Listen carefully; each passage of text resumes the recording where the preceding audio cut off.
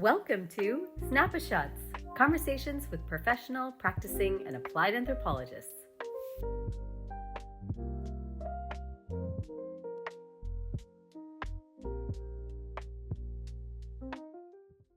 As a child, I was always drawn to storytelling. I would just hang on to every word of whether it was somebody reading a story in school, whether it was sitting around the kitchen table at home, listening to probably conversations that I should not have been listening to, or whether it was just being on my grandmother's porch, even within song. And I tell people that, I probably attended every denomination of church or religious institution that you could think of, but there was this power of storytelling.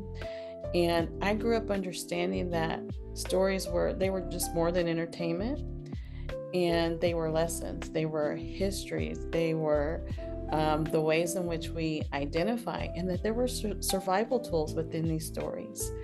And so I vividly recall sitting on my grandmother's porch in rural Oklahoma, and I was listening to her recount some of our family histories of what that looked like from moving from Mexico through Texas and to now being in Oklahoma. And she was talking about some of the travels, and she was recounting some of the family histories and some of the cultural traditions that weren't always found in a fairy tale or a book. And I recall that, and that just that fascination with storytelling, and it instilled in me like this profound respect for the ways in which people communicate identity, the ways in which they communicate their histories, their resilience through storytelling.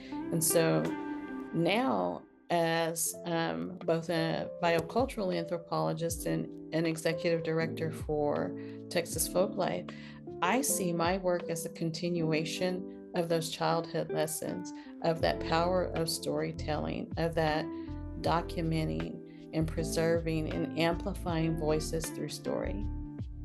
I first became interested in anthropology at a career change in my life, moving from a public school teacher, and that was going to be an empty nester, and I was looking for something that spoke to my interest.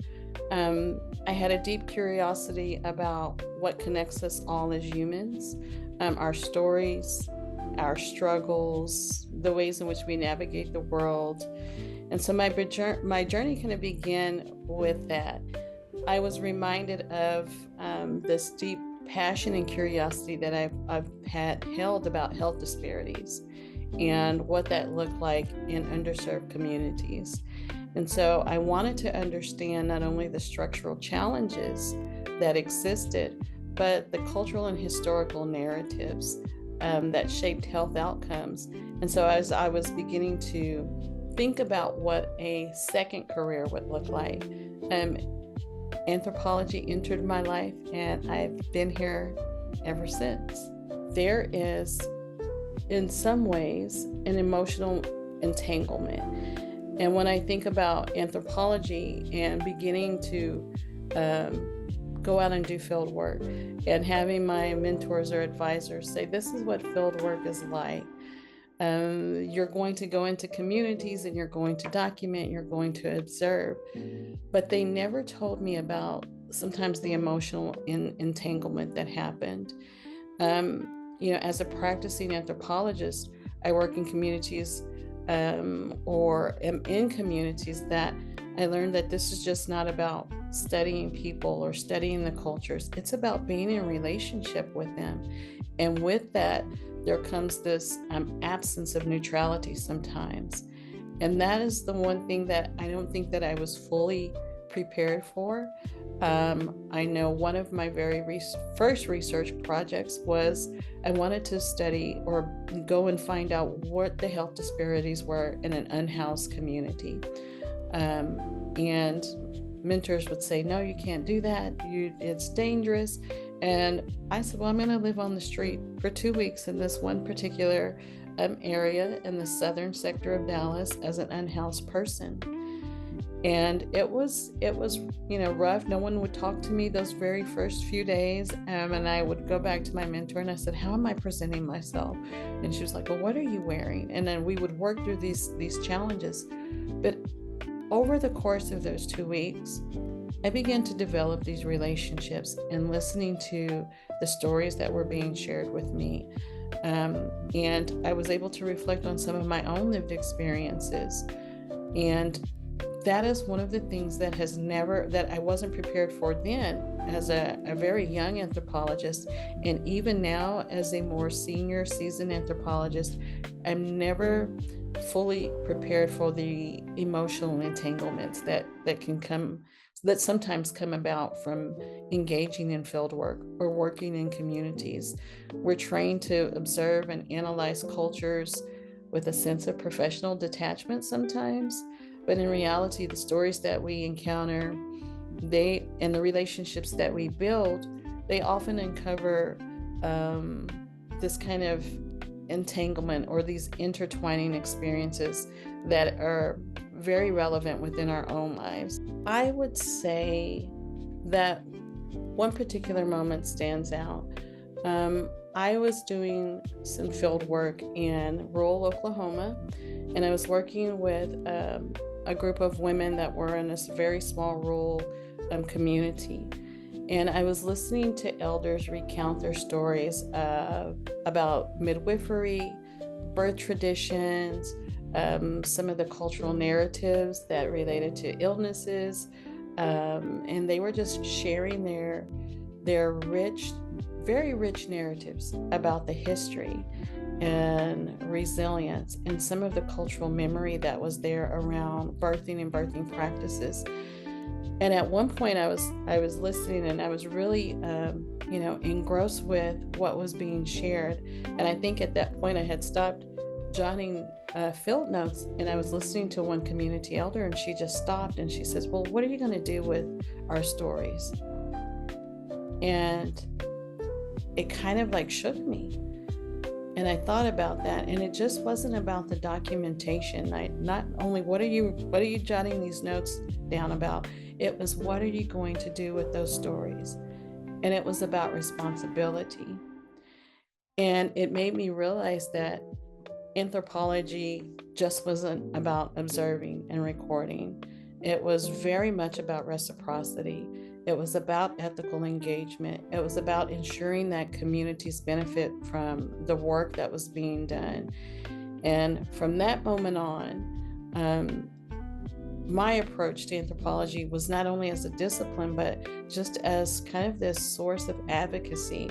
It was an act of advocacy. And I'm always reminded of what are you going to do with our stories? Whether I'm engaged in field work or working with others and mentoring others who are about to embark on field work, is to remind them, what are you going to do with those stories? Because they're more than stories.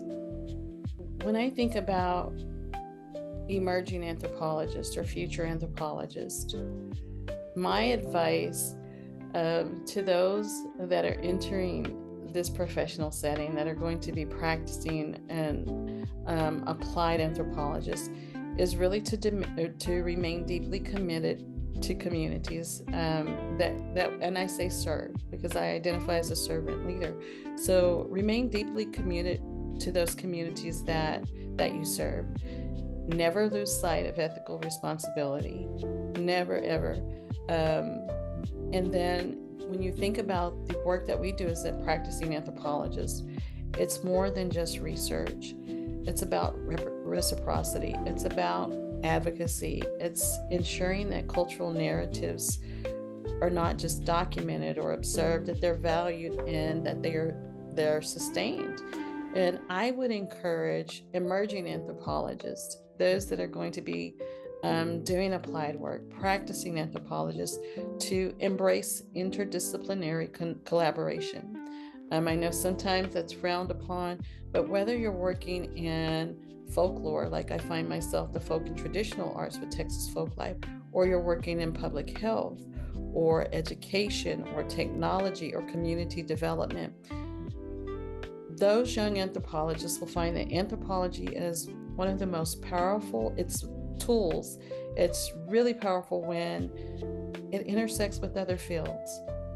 And I would encourage emerging anthropologists to be receptive to that, to be open to new methodologies, to be open to new technological tools, to be receptive to the power of storytelling and creative storytelling approaches that will elevate the voices of those communities that we serve. Like what you see? Let us know. Find us at practicinganthropology.org, LinkedIn, Meta, X, Bluesky, and YouTube.